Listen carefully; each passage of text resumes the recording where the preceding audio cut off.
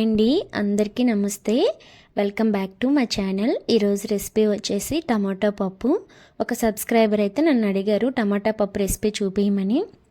నేను ఇంట్లో ఎప్పుడు ఎలాగా చేసుకుంటాను టేస్టీగా అనేది మీకు ఈరోజు ఈ వీడియోలో చూపించబోతున్నాను. అయితే దీనికోసం ముందుగా ఒక 150 గ్రామ్స్ కందిపప్పుని కుక్కర్లోకి తీసుకుని బాగా వాష్ చేసి ఒక గ్లాస్ కందిపప్పుకి 2 గ్లాసులు వాటర్ వేసుకొని ఒక అరగంట సేపు నానబెట్టుకోవాలి.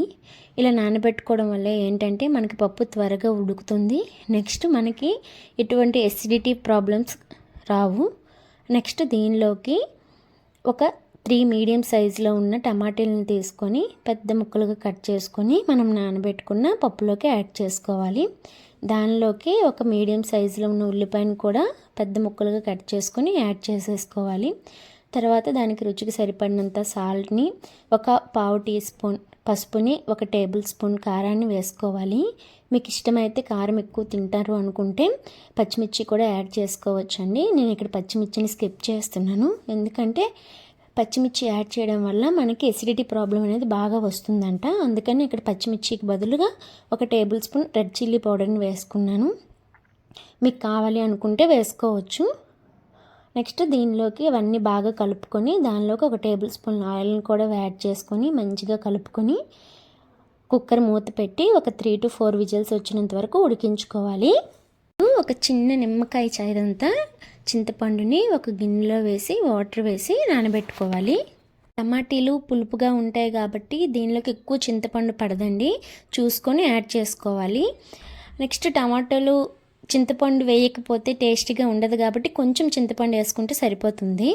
పప్పు ఈ విధంగా ఉడికించుకున్నాక టమాటా పప్పు కలిసేటట్టు మంచిగా మ్యాష్ చేసుకోవాలి. పప్పు గుత్తితో కూడా మ్యాష్ చేసుకోవచ్చు, కానీ ఇక్కడ పప్పు బాగా ఉడికిపోయింది కాబట్టి నేను గరిటెతోనే స్మాష్ చేసుకుంటున్నాను. అంతా కలుపుకున్నాక మనం నానబెట్టుకున్న చింతపండుని ఈ విధంగా గుజ్జు తీసుకొని దీనిలోకి యాడ్ చేసేసుకోవాలి. చింతపండు వేసుకున్నాక పప్పు మొత్తం కలిసేటట్టు ఒకసారి కలుపుకోవాలి. పప్పు అనేది ఈ విధంగా పలుచగా ఉంటేనే బాగుంటుంది, మరీ లూజ్గా ఉంటే కొంచెం బాగుంటుంది, మరీ టైట్గా ఉంటే బాగోదు. ఇప్పుడు ఈ కుక్కర్ని స్టవ్ మీద పెట్టి లో ఫ్లేమ్లో ఒక 5 నిమిషాల పాటు ఉడికించుకోవాలి. పప్పు ఉడుకుతుండగా పప్పు పోపు కోసమని ఒక బర్నర్ మీద ఒక ప్యాన్ పెట్టుకొని ఒక 2 టేబుల్ స్పూన్ల ఆయిల్ వేసుకొని ఆయిల్ ఈటెక్కిన తర్వాత తల కొట్టేసిన వెల్లుల్లిని ఒక 4 వెల్లుల్లిపాయల్ని వేసేసుకోవాలి. దీనిలోకి అదే పోపు దినుసులన్నీ యాడ్ చేసేసుకోవాలి.